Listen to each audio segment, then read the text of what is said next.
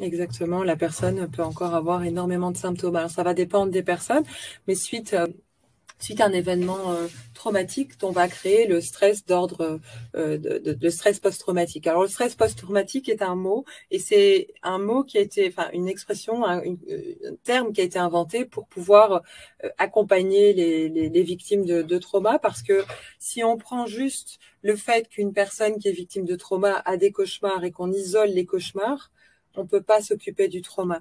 Donc le stress post-traumatique permet de mettre tous les troubles que la personne va ressentir un dans un arbre, puis après d'aller voir les différentes branches.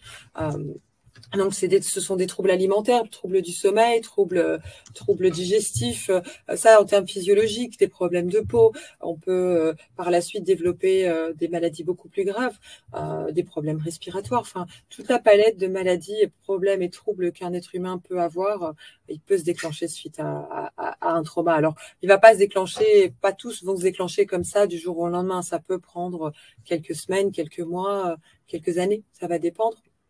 Mais le fait d'avoir cette énergie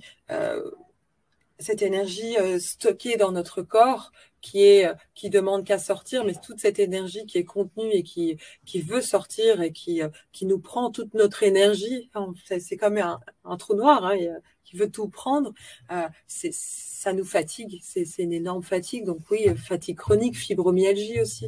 Les traumas expliquent très bien les personnes qui vivent de fibromyalgie, qui est une maladie qu'on ne sait pas ce que c'est. Les personnes ont du mal à comprendre et doutent même de la fibromyalgie, comme l'endométriose aussi.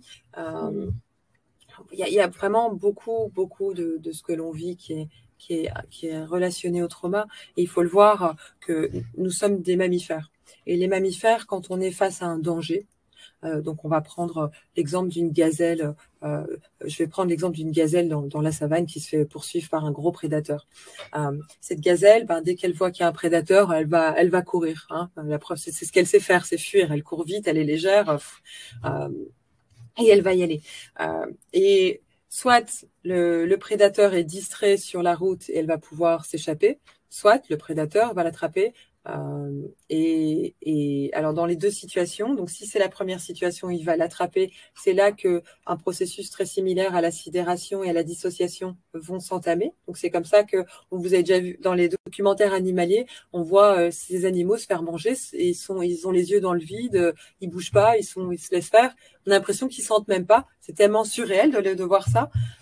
Et en fait, ils sont dans une espèce de sidération. Ils sont sidérés, donc il y a un cocktail un cocktail de produits dans leur corps qui est en train de diffuser et qui fait qu'ils ne ressentent plus ce qui se passe dans leur corps et le fait de se faire croquer.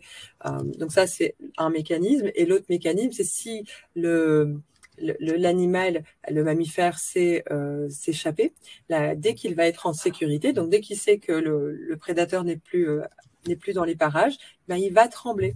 Et il va trembler, il va lâcher toute l'énergie, il va faire quelques tremblements, et puis après, on le voit, il va manger de l'herbe, et il va être cool, et il va continuer sa vie comme si de rien n'était.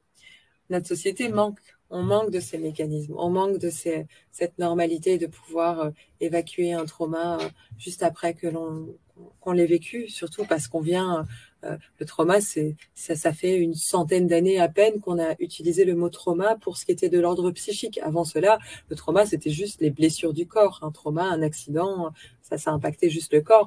Donc, en termes de psyché, on l'attribue il y a une centaine d'années. En termes d'études beaucoup plus substantielles et cohérentes, c'est à partir de la Deuxième Guerre mondiale, du Vietnam, de la guerre du Vietnam. Et de plus en plus de personnes ont commencé à s'intéresser au trauma et on est encore dans quelque chose de très récent par rapport au trauma, mais si les études sont très correctes et très, très amples et il y a beaucoup d'informations et d'études, c'est ce que j'indique, enfin, ce qui pour moi est jeune, c'est l'information de la société.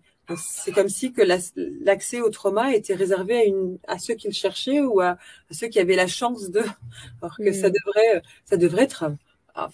être un cursus obligatoire dans mon monde pour tous les humains. Pour tous les humains, on devrait tous être informés des traumas pour éviter d'impacter les autres et pouvoir les aider de la meilleure manière.